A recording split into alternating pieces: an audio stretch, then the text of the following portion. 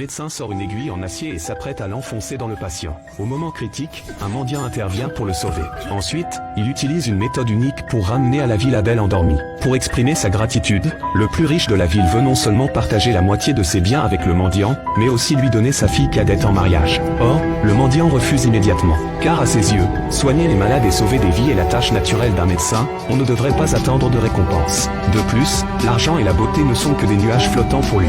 Cependant, après que le mendiant soit parti, la sœur qui vient de se réveiller apprend qu'il l'a sauvé et annonce immédiatement qu'elle veut se marier avec lui. Or, la sœur cadette s'oppose, car elle a également des sentiments pour le mendiant et affirme ne vouloir se marier qu'avec lui de sa vie. Cependant, elles ne savent pas que la vraie identité du mendiant est le maître du temple de la guerre, qui possède non seulement une fortune incalculable, mais aussi des soldats et des généraux talentueux innombrables sous sa commande. La raison pour laquelle il a refusé la demande en mariage de la fille du riche est qu'il a une fiancée en attente chez lui. La mission étant accomplie, il est temps de révéler sa vraie identité à sa fiancée. Cependant, il ignore que la famille de la belle-mère méprise la pauvreté de sa famille et est en train de rompre l'engagement avec sa mère en dépit de ses supplications pour le maintenir. Car ils estiment que la fiancée est d'une extrême beauté et devrait épouser un héritier de famille aisé aux avoirs dépassant 100 millions, alors que la famille du mendiant vit dans une misère crasse et ne mérite pas du tout la fiancée. La belle-mère va même jusqu'à sortir un document de résiliation de l'engagement pour forcer la mère du mendiant à le signer, sinon, ne leur en voulez pas. Peu importe les tentatives de retenir de la part de la mère du mendiant, la famille de la belle-mère reste entellée à exiger la rupture.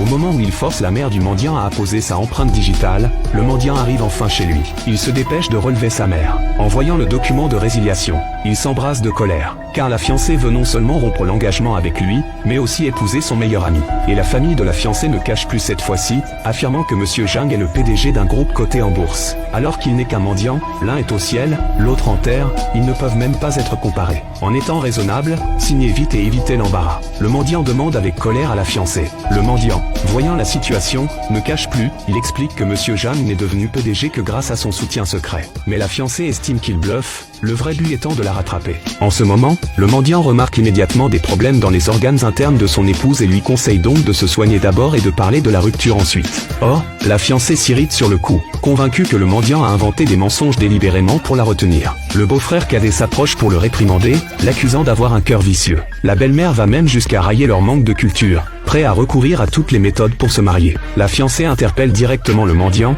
affirmant être en pleine forme et n'avoir aucun mal. Elle ignore que la raison pour laquelle le mendiant se trouve dans une position Hamlet à cause du jade sur sa poitrine, dans une vie antérieure, c'est le propriétaire de ce jade qui l'a sauvé, donc dans cette vie, il veut rendre grâce. Or, la fiancée laisse tomber le pendentif en jade par terre, lui hurle qu'il est un fou capable d'inventer de tels mensonges naïfs. À présent, le mendiant ne veut plus cacher et révèle immédiatement sa vraie identité, non seulement possède-t-il une fortune illimitée, mais il a aussi un grand pouvoir. Il demande enfin à la fiancée si elle veut vraiment rompre l'engagement. Cependant, elle continue de croire qu'il ment et lui demande sans hésiter de rompre l'engagement immédiatement, déclarant ne plus le vouloir voir une seule minute. Elle ignore qu'elle va bientôt regretter, car les subordonnés du temple de la guerre ont préparé 3 grands cadeaux pour sa fiancée. Lorsqu'ils apprennent que la fiancée a rompu l'engagement, les subordonnés s'indignent vivement. Maintenant, fera-t-elle vraiment son mariage comme prévu? Quand elle saura la vraie identité du mendiant, va-t-elle regretter? Restez tunnés sur mes vidéos, la suite sensationnante vous sera dévoilée bientôt.